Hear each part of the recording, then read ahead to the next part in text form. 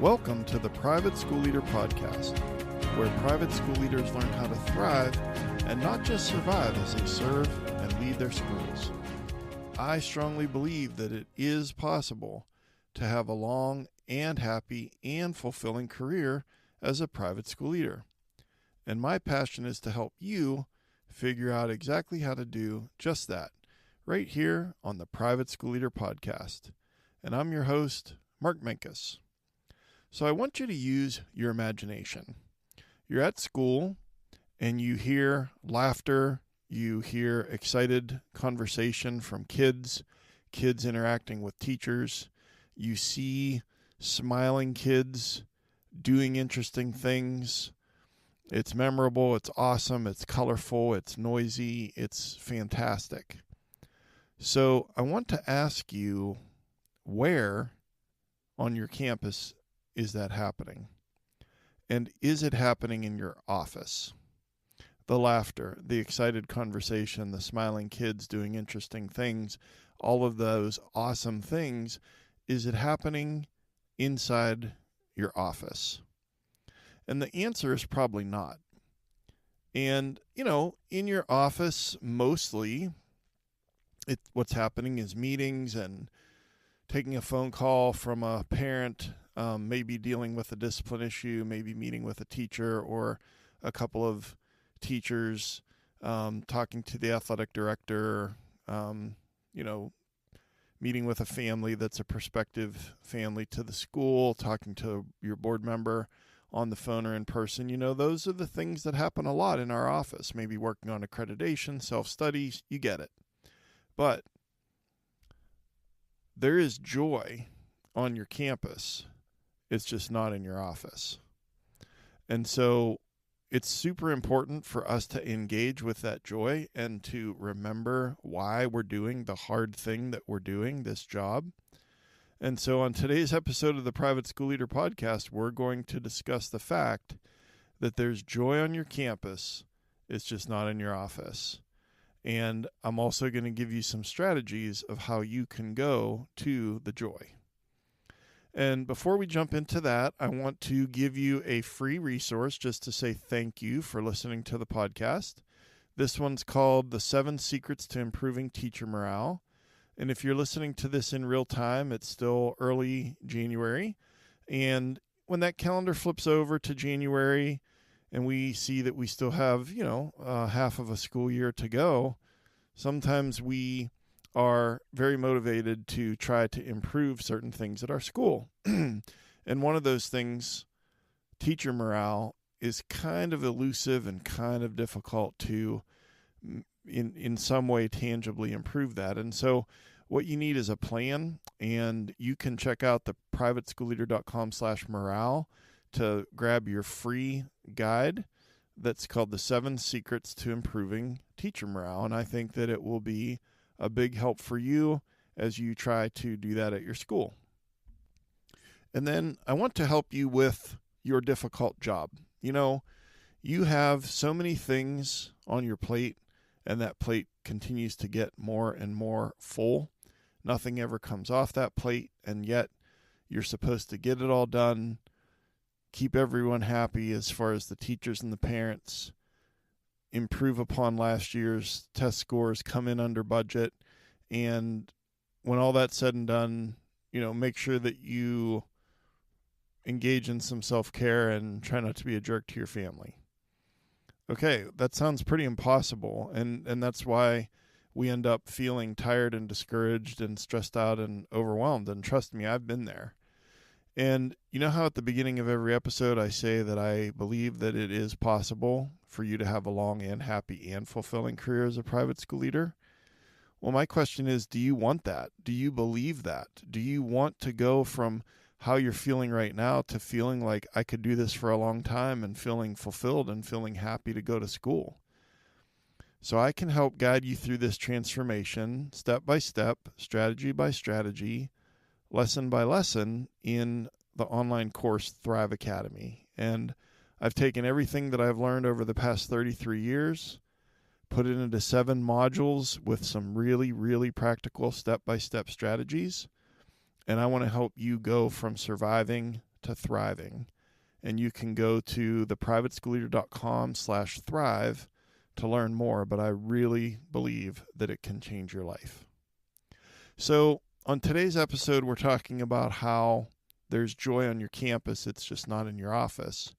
And we're going to talk a few things here. We're going to talk about joy that's happening on campus during the day, joy that's happening on your campus after school. What are the benefits to you to engage with that joy? And then what are a few strategies that you can use to make sure that you are going to the joy? So first of all, joy that's happening during the day. I'm just going to list a few things and then make a comment on it, but I would love for you to think about how you can add to this list. First of all, recess. I, over the years, have been sled riding, building a snowman or multiple snowmen, swinging, playing basketball, and sometimes I'll be laughing and I'm, building a snowman or building a snow castle with the kids or, messing around at recess and thinking, this is awesome. I get paid for this. And, if it'd be awesome if that was the only thing that we did, but it is something that we can do is interact with kids at recess. Another place where joy actually happens during the day is at lunch. And I like to go over, let's say, sit down at the 6th grade girls' table and just say, well, objectively, 1989 is the best Taylor Swift album, and then just see what happens. Of course, they're all going to have an opinion, and it's fun just to talk to them or sit down with any of the kids and talk about sports or movies or the music that they're into, video games. And that might, what I just described, be a better fit for tweens and teens, but you can sit down and talk to the younger kids too, and they have a lot of ideas. Just as the school leader, you could be like, what's one way we can improve the school? Now, you're going to get answers that I've gotten over the years, like replace the water in the water fountains with chocolate milk or build a roller coaster on the playground. But that's what makes it fun, and that's what makes it joyful. So recess, lunch, even class changes, just especially in, 4th grade through 12th grade, just to be out there and interacting with the kids. Morning homeroom. I love morning homeroom, especially 4th and 5th grade at our school. They're working on puzzles. They're just, playing some board games, just to go in there and just interact with them for just a few minutes. Joy happening during the day. I think that it's happening in all of the classes, and some of it depends on what they're doing as far as the age of the kids. So the little ones might be building something out of blocks or making a fort, and your 10th graders might be dissecting a fetal pig in biology class. But it's happy kids doing interesting things, and that is going to bring you joy.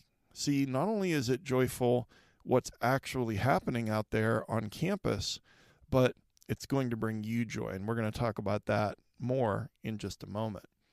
I've also found that in addition to the core academic classes, that specials is an awesome place to visit because it seems like they're always doing something super interesting in art or in music class. There's been more than one time where I've walked in and I'm playing a djembe drum or I'm playing a ukulele, and because they're doing it, and that's fun.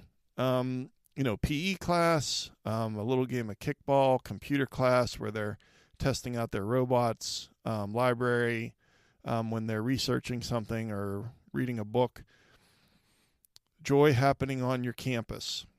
A couple other places would be, in class when group projects are happening, presentations are being given, skits are being performed, club time, assemblies, your religious service, whether that's chapel or mass or maybe tefillah in a Jewish day school, the holiday celebrations that happen, spirit days, fundraisers. These are the circulatory system of our school. We could probably list 100 things that are happening every day that are fun, that are joyful. And the purpose of this episode is to remind you that there is joy on your campus. You just have to go to the joy, because that joy is typically not happening in your office. I know that sometimes you get a visit, and aren't those amazing? Aren't those awesome when the kids come and they're on a scavenger hunt, or they are delivering a card to you and the office staff or whatever? But it's like, we need to go to the joy, okay? The theme of today's episode is that we need to be intentional about going to the joy. All right, so I talked a little bit about the joy that's happening during the school day. There's also fun, joyful things that are happening after school. So whether it's a performance, I mean, I'm a big fan of the spring musical. It could be the band concert, the choral concert, a music recital, a dance recital, athletics, whether it's a soccer game or basketball or volleyball or whatever the case might be. And I'm going to talk in a few minutes about how, you don't have to go to everything, but if you're strategic, you can make, quote unquote, an appearance, show support to the kids and to the coaches, show that to the parents that are in attendance as fans that, you care about the sports program too, but you can do it in a strategic way where you don't have to be at every athletic event for every minute of every game. We'll get to that in a couple minutes. Other times, other places where joy is happening on your campus after school is after school programming for the lower school kids. So maybe the ones that are, depending on your school, a little young for organized sports or for the musical production is, they're having a chess club, or they're having a science club, or it's Mighty Kick Soccer, or, those kinds of things too. Your science fair, even the day of giving, you've got Thanksgiving, and then you've got Black Friday and Small Business Saturday, and then you've got Cyber Monday, but then Tuesday is day of giving. Most of you know that. And at our school, we have kids who in middle school who will stay and make phone calls to potential donors or people who donated in the past and ask them to make a donation again to the school, and just hanging out with the kids, and they get some pizza and they're happy to be there and volunteer. Fundraisers, car washes, different things like that. And I'm not saying you need to be at all of them.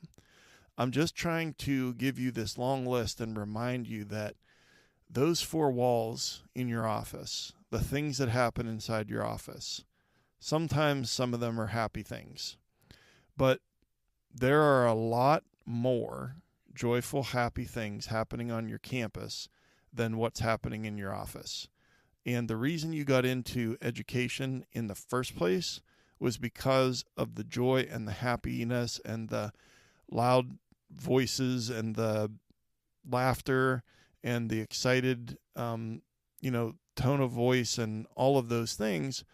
But I think that the longer that we are school leaders, and especially the higher up that we go in our leadership journey on the org chart, the further we get away from those moments. But it doesn't have to be that way. So then, what are some of the benefits to going to the joy? There's joy on your campus, it's just not in your office. Well, first of all, a benefit is your social, emotional health, your mental health, making you happy, a little dopamine, reducing stress, elevating your mood, less cortisol, more dopamine. Just being in those spots to engage with or observe or see those happy kids. And another benefit is that it reconnects you with your purpose and meaning as a school leader. Many of us came up through as teachers, and we were maybe even a teaching principal like I was for many years. But again, like I said, the further you get into your career and the bigger your school gets, and maybe if you move up from a division head to a head of school, then, we keep getting further and further away from those moments of joy. And I know that some of you out there, maybe I'm preaching to the choir a little bit, because you do regularly engage. I coach a guy in Missouri who, every single day he's in the lunchroom, either serving lunch or hang out with the teachers at the table where the teachers sit and eat, or hang out with the kids, or all of the above. Every single day. It's a non-negotiable. And some of you have your non-negotiables, but I just think, based on talking to a lot of my clients and a lot of students in Thrive Academy office hours, that this is something that we wish that we had more time to do. I really wish I had more time to blank. And usually the thing that's filling in that blank has something to do with these joyful moments, and it has something to do with being in classrooms more. So other benefits, in addition to reconnecting you with your purpose and meaning, there's just physical benefits from being up and moving around. That's why I love recess so much. It checks so many boxes. It kills so many birds with one stone. I'm up, I'm moving physically, getting fresh air, interacting with kids. There's just so many benefits to that, and just being up and moving through the school. Our school has 4 floors, and so there's a lot of stairs. And so, again, more physical benefits to just being up and moving. Other benefits, visible leaders are more respected, seen as more credible, and seen as more trustworthy from the employees of that organization. So at your school, when you're a visible leader, the respect is going to increase, that you get it, that you're credible, that you're there, that you are supportive, all of the things that you're looking for, being visible and being out and about so that you can engage with those joyous, happy moments on campus, have a double, triple benefit because of the way that the staff is going to perceive and react to that. And then, speaking of staff, I really believe strongly that being a visible leader and being out and about in the school leads to a higher retention of staff. That's hard to measure, but stronger relationships lead to an enhanced school culture, leads to higher the predictability of you being visible, and then also you just interacting and building those relationships. That all leads to psychological safety, which definitely enhances school culture. And then also retention of students, because I've mentioned it before on the podcast that when I'm out and about in the school, then I'm also taking pictures on my phone. And then when I'm warming up my lunch for 6 minutes once a day, I'm pulling out my phone and looking at my photo gallery from the previous 24 hours, and then, hitting send on some of those photos to the parents. Happy kids doing interesting things, photos of those things happening, being sent to parents, is going to increase student retention.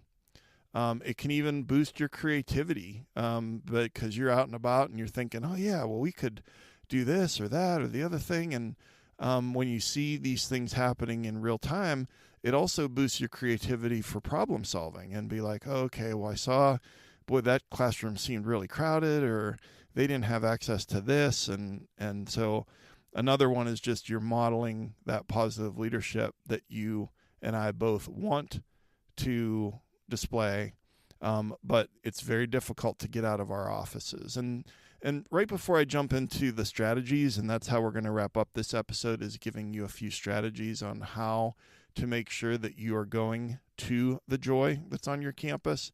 I do want to just pause and acknowledge that it is really hard to get out of our office.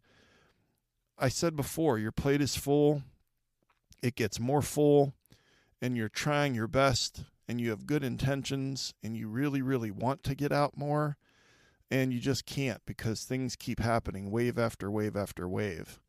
And this is especially true if you have a fairly big school and a fairly lean leadership team, and maybe the leadership team is you. But you still need to derive those benefits from going to the joy. The mental health, the dopamine, the joy, the reconnecting with why the heck am I doing this and why is this so hard, it just continues to remind you, oh yeah, this is why.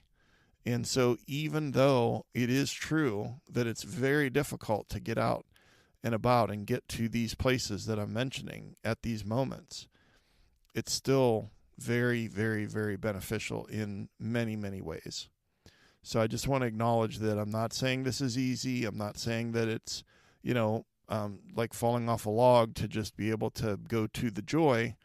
And really what you need are a couple strategies to be intentional and make sure that it happens. You know that we're all about being intentional on this podcast, and so that's what we're going to do now. So let's talk a little bit of what are some strategies that you can use to make sure that you are going to the joy that exists on your campus. So the first one is to be strategic.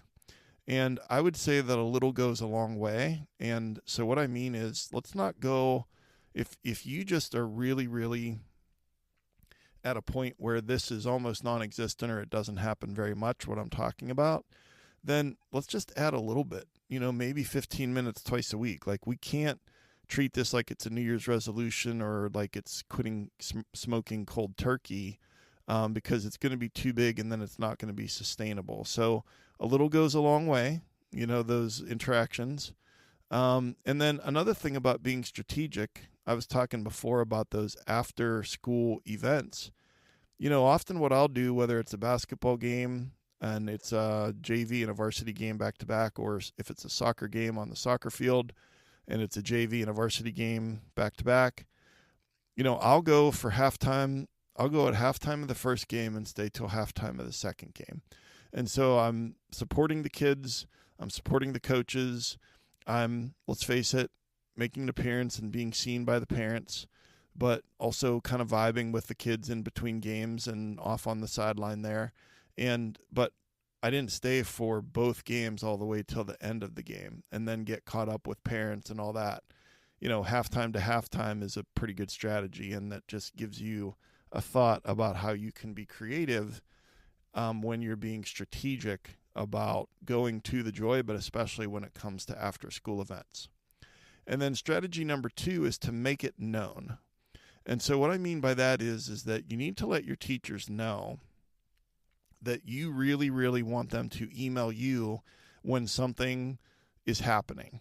Now, you're not going to be able to make it to all those things, but you're not going to make it to any of those things if you don't know they're happening, unless it's just blind luck that you happen to show up. So I'm talking about when the 7th graders are testing their robots on the little course that they've made in the computer room.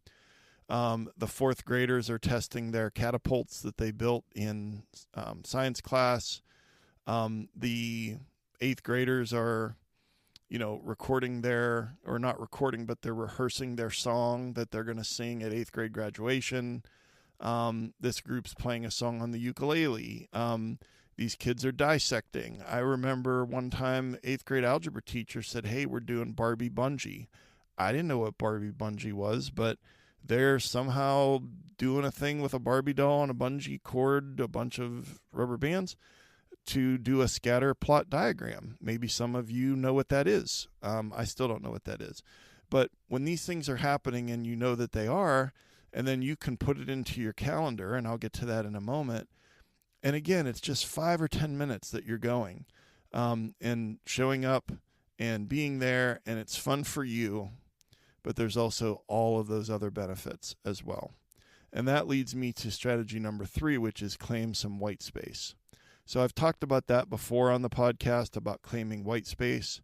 And really what it is that I think on Friday afternoon or on Sunday afternoon, when you're looking at the week ahead, you've got your things that you have to do, and they're in your schedule. And even though that takes up a lot of time, and I know that we have teaching principals listening, and you've got your 5th grade language arts class or your 7th grade social studies class, and that's in there too. But there's still going to be white space on your calendar. And so you can claim just across the board on many of the days, your quote unquote morning rounds. You're going to get around to the classrooms, or you're going to be in the halls during arrival. Whatever it is, these things that I'm talking about, when you know that they're happening, whether it's recess or lunch, you just claim that and you put it in there and you treat it like an important appointment, like it's with a donor or like it's with a board member. And then only the true emergencies are going to keep you from going to the thing. And remember, start small, but be intentional and claim the white space. And so for me, just a quick example is, the recess lunch block for me is a non-negotiable unless there is a meeting of the middle school teachers or the intermediate school teachers, and that's when we meet, because it's easier to get coverage for recess than it is to get coverage for a bunch of classes. And so almost every day, that recess lunch block, I'm able to see the kids and interact with the kids and kind of in an informal way and ask them questions, and similarly with the teachers, because most of the teachers that I supervise are either on lunch duty or recess duty. And, maybe you can't do that every day, but can you do it once a week? I think the answer is yes. Like, we have to get past these limiting beliefs and this scarcity mindset about time, because here's the problem. When we go week after week after week, and then you stop and you wonder, did I even see a kid today? Or did I see a kid yesterday? Because you're just up to your elbows in work. I get that. But we're losing the joy of why we're losing the purpose and the connection to the meaningful work when we're not interacting with kids, when we're not interacting with teachers. And so even if you start small, even if it's 15 minutes twice a week, and then you build from there, just start. And then two last strategies. One is the weekly pop-in. I've described this before on the podcast, but I'll do it quickly again here. Once a week for an hour, supervising 4th through 8th grade. That's 5 grades. Each grade has 2 homerooms. So at any given time, all of my students will be at they'll be in 10 spots, okay? And the kids are on 2nd, 3rd, or 4th floor. And so let's say it's Wednesdays from 11 to 12. I will start on the 4th floor, and I'll just spend 5 minutes wherever kids are. So I walk into the music room, 4A is in there, and then I go out to the gym, and 7B is out there, and then I go down to the science room on the 3rd floor, and 7 or 8A is in there. So you know what I mean? And then your 5 minutes, just kind of like, hanging out and, seeing what they're doing. And, I would definitely recommend that you let the teachers know ahead of time if this is something that you're going to start, and also be very clear about why you're doing this. It's not a gotcha. It's just that, just be honest. You want to get out and about more, and you want to be intentional. And so you're just going to schedule this. You can even let them know when. It doesn't have to be a big secret. And at first they're going to think it's weird. And at first they're going to think you need a student because you're just showing up at their door and it's the first time you showed up in their room all year. But they'll get used to it. And then it'll be like a drug for you. I'm serious. Like that 1 hour, or, maybe it's 30 minutes once a week, and you hit up half of the kids, or depending on how big your school is and how, many classes you want to get to, you'll have to spread it out over multiple weeks. But the point is that it's a practice that you're starting, and it's something that you're working on, you're prioritizing it. And it's just, oh man, there's so many benefits. You know what's going on in the classes. You have that vibe as far as like which kids are discipline challenges and how these certain teachers are handling it, the newer teachers, the more veteran teachers, all of those things. But most importantly, quite honestly, you're going to all the places where the joy is happening, and you're just interacting with them. And I just call it the weekly pop-in, and it's on my schedule. And so it's possible. And if you have to scale that down in duration and frequency, then that's fine, but just start. And then the last strategy is scheduled lunchtime with the kids. And so I started doing this back in 2014, where we have trimesters at our school. And so once a trimester, lunch with Mr. Minkus, and it was the 5th graders. We'd divide them up into groups of about 5 or 6 kids. And then once a trimester, let's say there's 30 kids in the class, there would be 5 days then where I would have lunch, to 5 or 6 days, to be able to get all those groups, the 5 or 6 groups, and then just ask them questions, and some of them can be silly, like what's your favorite video game, or, but I would get into like, what are some ideas for improving the school, or what questions do you have about your big end of the year trip that's coming up, or for 5th grade, what questions do you have about middle school? And that was how it started in 2014. We were trying to solve a retention crisis of losing 5th graders to 6th grade. But we solved that within a year or two, and then I just kept doing it for 10 years after that. And so my point is that if it's on your schedule, even once a week, and it's a group of kids, it's going to make a big difference for you and for them. And so again, and then one other thing would be just like weekly story time. So if you just had one thing that you added to your calendar and it was 15 minutes in your entire week, and you went and you read a story or two to the little kids, whatever that definition of little kids is in your school, it would make a big difference for you as far as, and for them. That's the thing. It makes a difference for you. It makes a difference for them. And so what are our big takeaways? We want to be strategic. We want to make it known to the teachers to let us know when they're doing their skits or their presentations, or they're dissecting, or, they're doing something fun in this club. They're having a debate, whatever. We're going to claim some white space. We're going to consider doing that weekly pop-in in some form or fashion. You make it your own. I described what it looks like for me.